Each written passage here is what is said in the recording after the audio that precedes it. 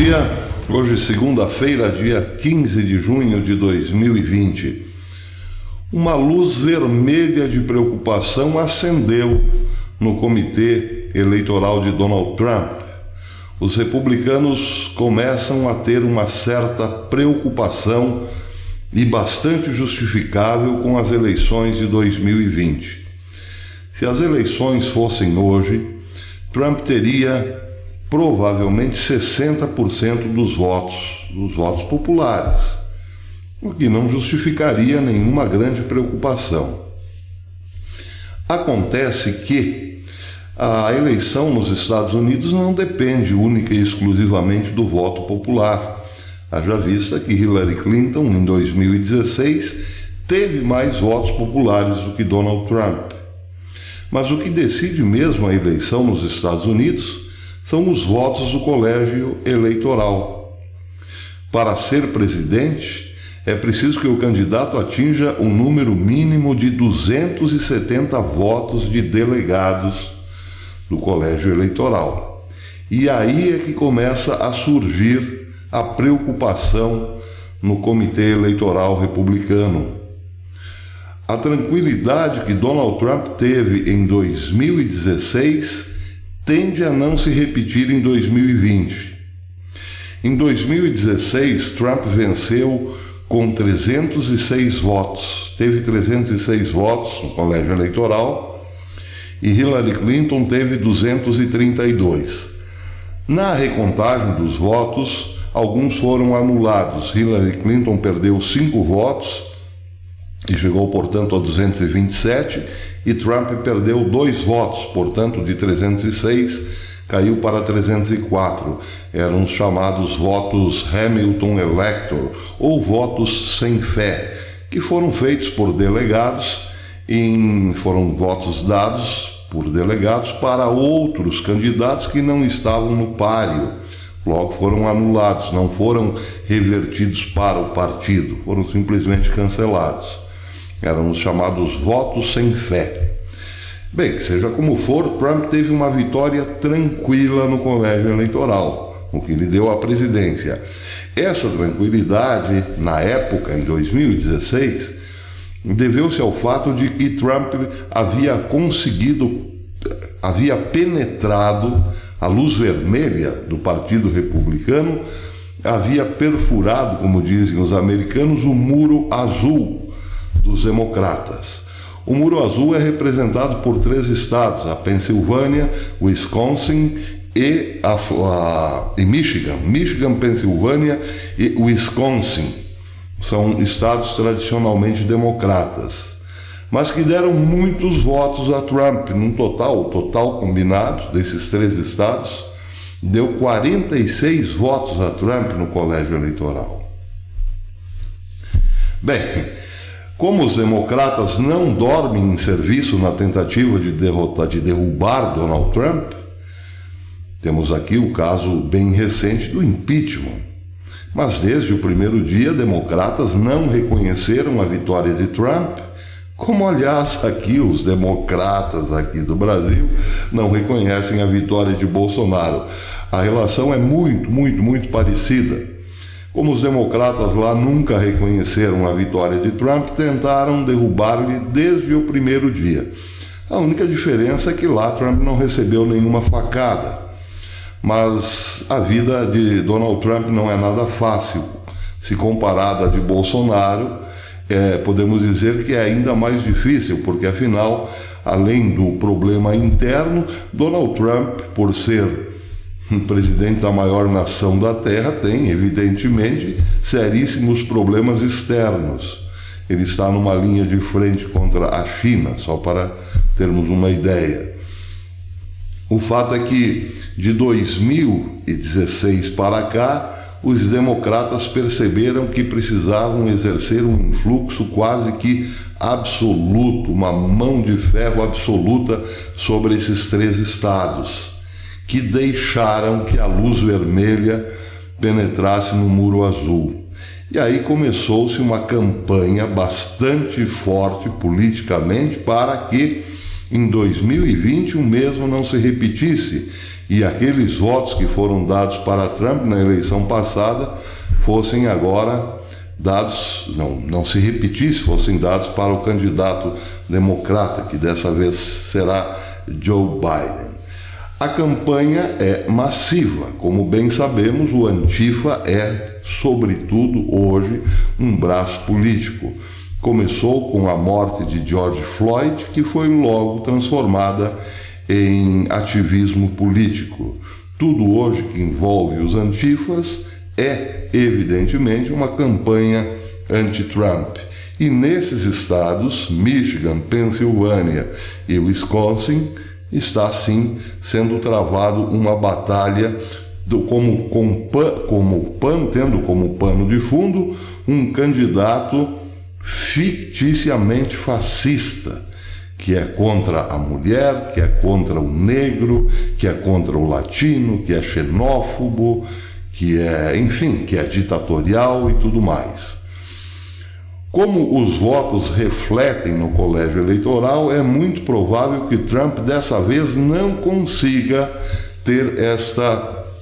repetir a boa votação das campanhas passadas. Daí, o problema todo concentra-se em outros dois colégios eleitorais muito fortes, o Texas e a Flórida.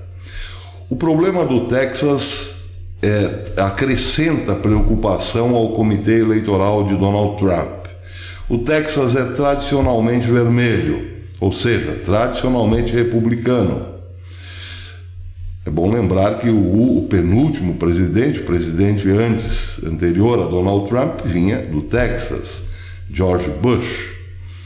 Acontece que embora o voto popular no Texas seja maciçamente pró-Trump, o colégio eleitoral hoje já mostra sinais de que está sofrendo, sim, uma forte influência de toda essa propaganda anti-Trump levada a cabo nos últimos dias pela Antifa. Por incrível que pareça, o Texas, que era dado como favas contadas para Donald Trump, tem hoje um colégio eleitoral empatado, dando um empate técnico entre Trump e Joe Biden, com uma diferença de 2% para mais ou para menos, aquela besteira toda. Mas o fato é que, sim, lá no Texas hoje haveria um empate entre Trump e Biden dentro do colégio eleitoral. Isso acende uma terceira luz vermelha no comitê eleitoral, porque tradicionalmente, quando o Texas toma uma decisão, a tendência é que a Flórida tome também.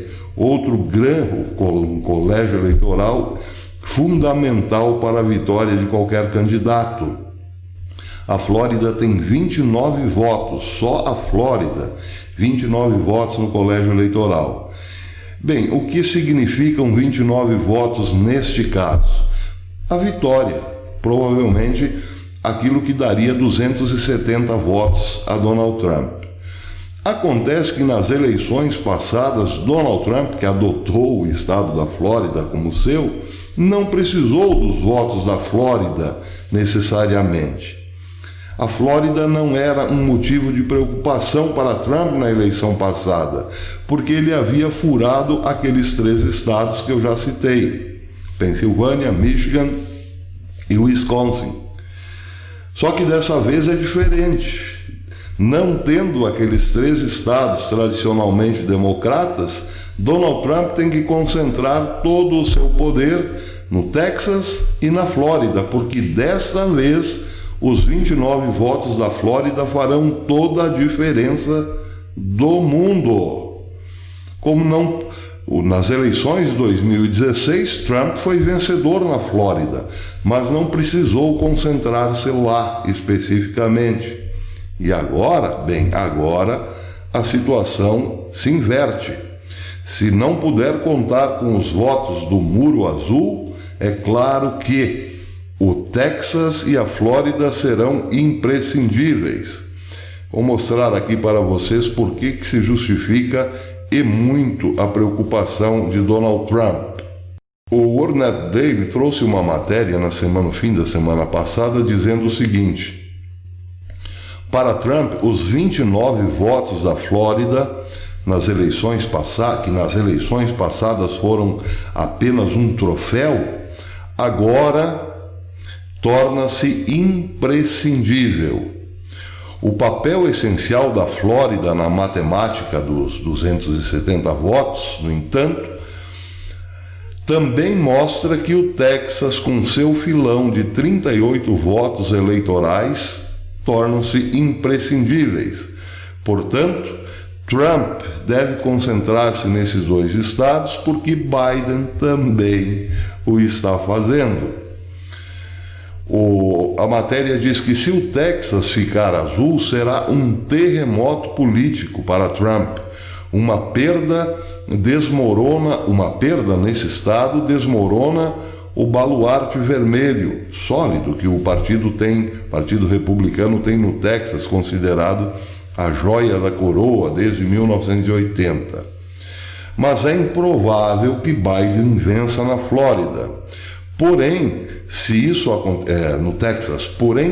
acontecer, a Flórida provavelmente também ficará azul, já que tradicionalmente acaba acompanhando o Texas.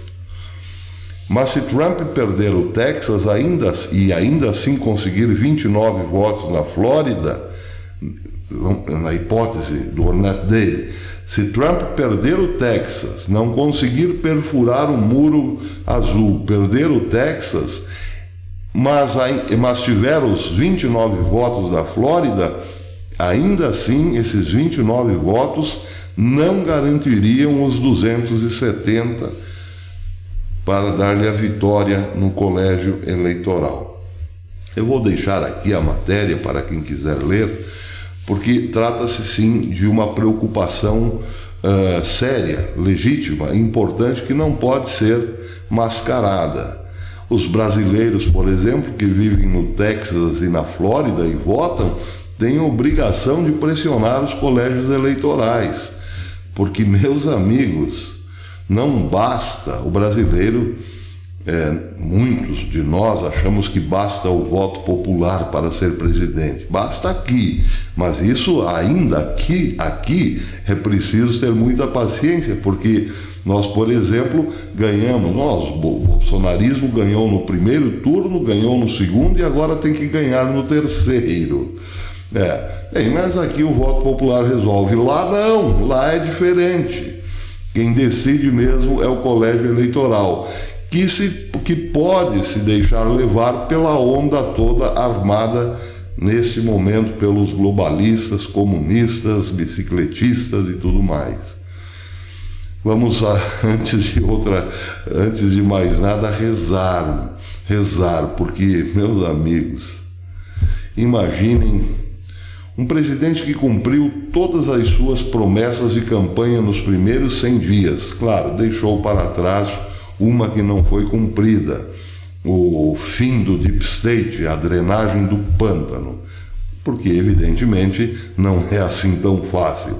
Mas imaginem um presidente que cumpriu tudo e mais um pouco, mas deixou alguns problemas de lado para resolvê-los só depois da eleição. O presidente que tem segurado a onda de uma grande ditadura no mundo, a ditadura vermelha, perder justamente por falta de alguns votos no colégio eleitoral. Aí, meus amigos, aí estaremos naquela situação de fechar o caixão, infelizmente. Tudo depende da vitória de Donald Trump. E a vitória de Donald Trump depende de alguns iluminados que acabarão decidindo pelo futuro, não da América, mas da humanidade. 270 votos é o que precisamos pedir a Deus. No mínimo. Até depois.